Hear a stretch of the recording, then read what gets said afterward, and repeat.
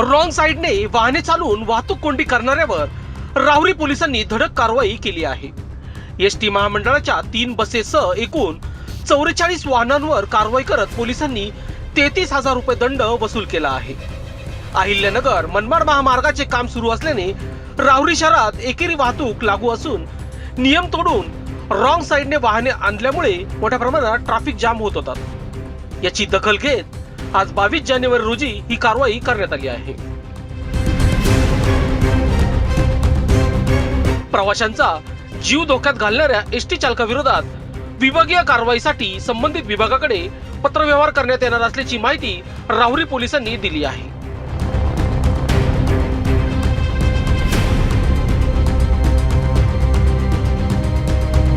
लोकशास्त्र news साठी राहुरी प्रतिनिधी दत्ता जोगदंड.